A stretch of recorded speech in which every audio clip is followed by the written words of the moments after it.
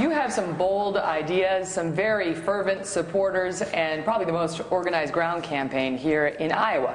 But there are many Republicans inside and outside of this state who openly doubt whether you can be elected president. How can you convince them otherwise?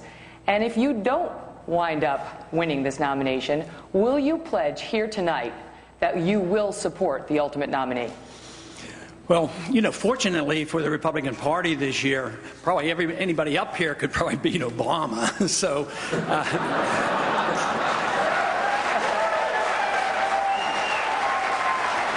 so the challenge isn't all that great on how we're going to beat Obama. I think he's beating himself. I think really the question is what do we have to offer? And I have something different to offer. I emphasize civil liberties. I emphasize a pro-American foreign policy, which is a lot different than policemen of the world. I emphasize, you know, monetary policy and these things that the other candidates don't talk about. But I think the important thing is the philosophy I'm talking about is the Constitution and freedom.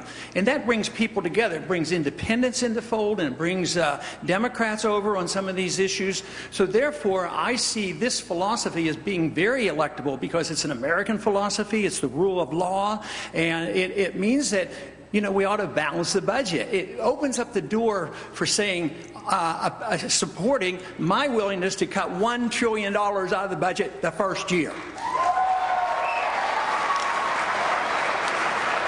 There is a real drama playing out real time in Washington right now with the threat of yet another government shutdown, the possibility that millions of Americans could see their payroll taxes go up. If you're president, as is the case now, and you're at loggerheads with one chamber of Congress, how would you handle this situation? The main problem we have is the government's too big and the debt is too big and you have to cut spending. So you have to get people to come together. They've been coming together to increase the spending for decades. We have to get them to come together to do the opposite. But there are two factions up there. One want welfare and the other want warfare around the world and policing the world. So you go to the people who like the warfare and say, give me half of the cuts that have to be in the welfare. Go to the welfare people and say, you give me the cuts to cut the overseas warfare spending and bring people together and live up to what they say.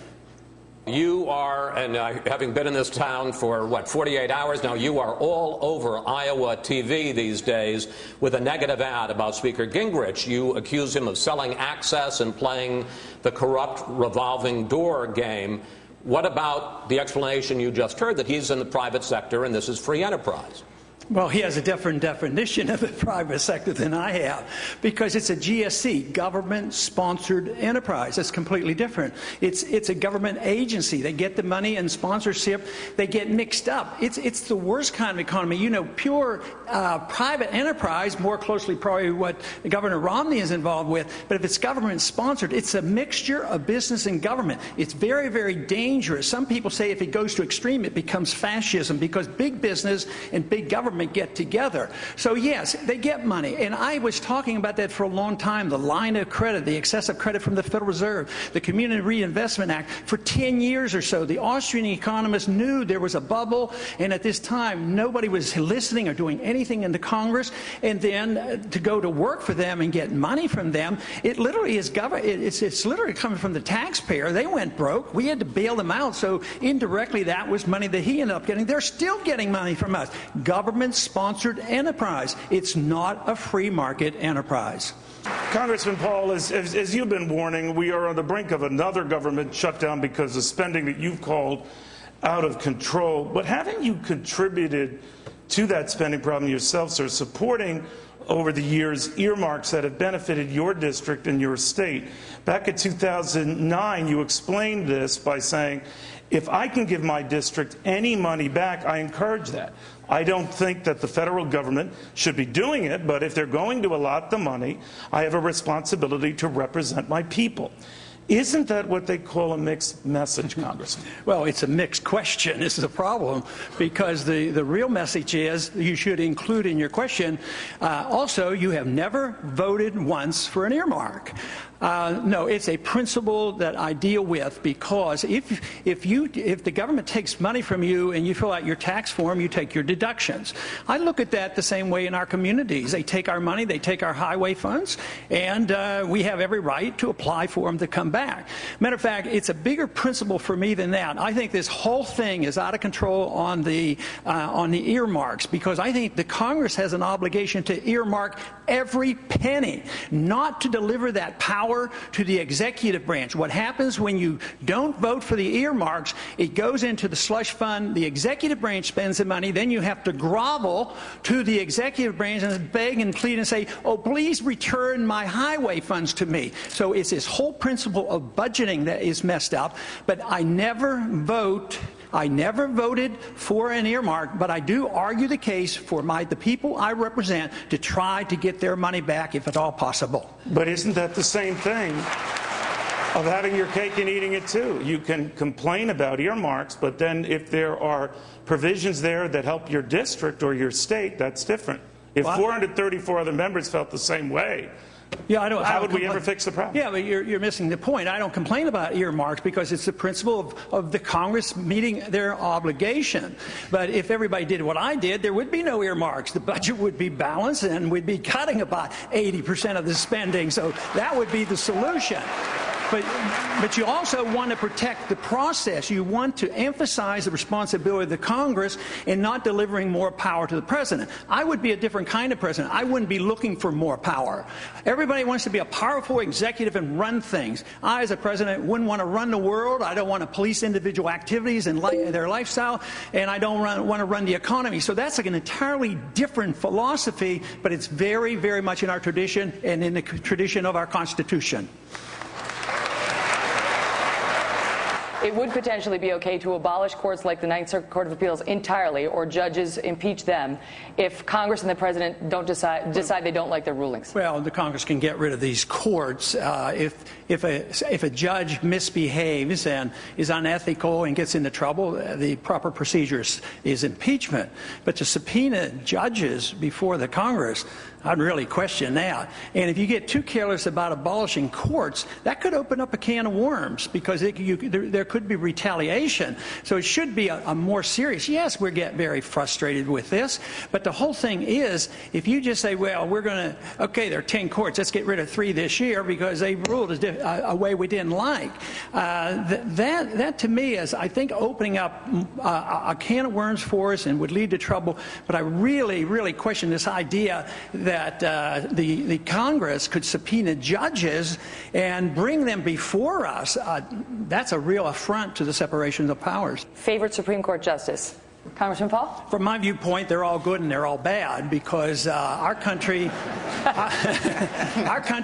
a long time ago split freedom up into 2 pieces: personal liberty and economic liberty. And the judges, as is the Congress, as the nation, think it's 2 issues. It's but 1 issue, so therefore Congress is split on this issue as well as our judges. Last chance to say your name. No, I'm not going to put it. All of them are good and all of them are bad. Congresswoman Bachmann. Congressman Paul, many Middle East experts now say Iran may be less than 1 year away from getting a nuclear weapon. Now, judging from your past statements, even if you had solid intelligence that Iran in fact was going to get a nuclear weapon, President Paul would remove the U.S. sanctions on Iran, including those added by the Obama administration. So, to be clear, GOP nominee Paul would be running left of President Obama on the issue of Iran. But I'd be running with the American people, because it would be a much better policy.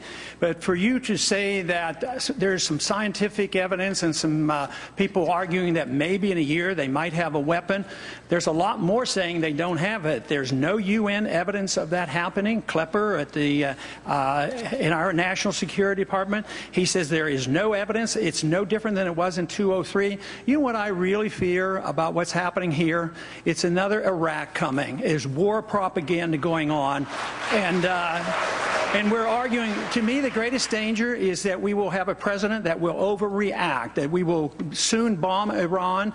And the sentiment is very mixed. It's very mixed even in Israel. You know, the head of the security for Israel, who just recently retired, said that it wouldn't make any sense to do this, to take them out because they might be having a weapon. So I would say that the greatest danger is overreacting. There is no evidence that they have it. And it would make more sense if we lived through the Cold War, which we did, with 30,000 missiles pointed at us. We ought to really sit back and think and not jump the gun and believe that we are going to be attacked. That's how we got into that useless war in Iraq and lost so much in Iraq. Congressman Paul, the question was based on the premise that you had solid intelligence. You actually had solid intelligence as President, Paul. And yet you still, at that point, would pull back U.S. sanctions, and again, as a GOP nominee, would be running left of President Obama on this issue. Yes. All we're doing is promoting their desire to have it. Ehud Barak, the defense minister for Israel, said that if he were in Iran, he would probably want a nuclear weapon too, because they're surrounded for geopolitical reasons. So that's an understanding. So the fact that they are surrounded, they have a desire. And how do we treat people when they have a nuclear weapon? With a lot more respect. What did we do with Libya? We talked to them, we talked them out of their nuclear weapon, and then we killed them. So it makes more sense to work with people. And the whole thing is that nuclear weapons are loaded over there. Pakistan and India, Israel has 300 of them. We have our ships there. We got to get it in a proper context. Right. We don't need another war. Understood. And you make that point quite a lot. I'll try one more time. Iran is reportedly running exercises on closing the Straits of Hormuz, a key passage, as you know, for global trade.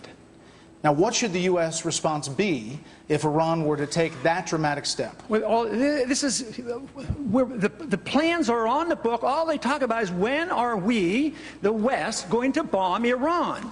So why wouldn't they talk about, they don't have a weapon, they don't have a nuclear weapon, why wouldn't they try to send out some information there and say, you know, if you come and bomb us, we might close the Straits of Hormuz down. So already the president, I think, is wisely backing off on the sanctions, because it's going to be an economic calamity if you take all the oil out of Europe. So I think that makes sense. He knows these sanctions are overreaching. Sanctions are an act of war when you prevent goods and services from going into a country. We need to approach this a little differently. We have 12,000 diplomats in our services. We ought to use a little bit of diplomacy once in a while. Okay. Obviously, I would like to see a lot less nuclear weapons. I don't want Iran to have a nuclear weapon. I would like to reduce them because there would be less chance of war. But to declare war on 1.2 billion Muslims and say all Muslims are the same, this is dangerous talk. Yeah, there are some radicals, but they don't come here to kill us because we're free and prosperous. Do they go to Switzerland and Sweden? I mean, that's absurd. If you think that is the reason, we have no chance of winning this. They come here and they explicitly explain it to it.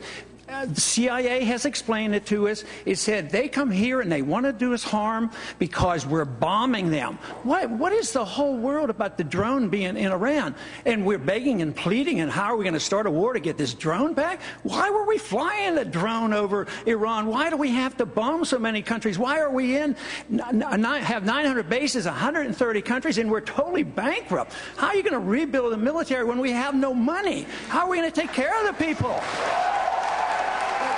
So I think this wild goal to have another war in the name of defense is the dangerous thing. The danger is really us overreacting, and we need a strong national defense, and we need to only go to war with a declaration of war and just carelessly flouting it and starting these wars so often. Speaker Gingrich, Congressman Paul. Can I respond to that? Can I respond?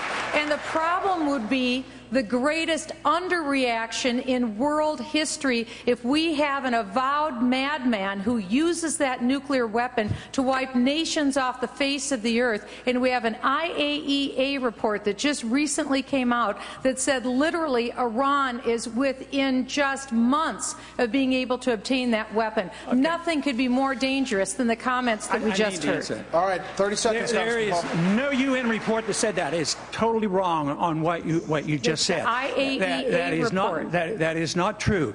They produced information that led you to believe that, but they have no evidence. There's been no enrichment and if of we these agree bombs. with that, if we agree with that, the United States people could be at risk of our national took my time, security. so I'd like to finish. If she thinks we live in a dangerous world, she ought to think back when I was drafted in 1962 with the nuclear missiles in Cuba.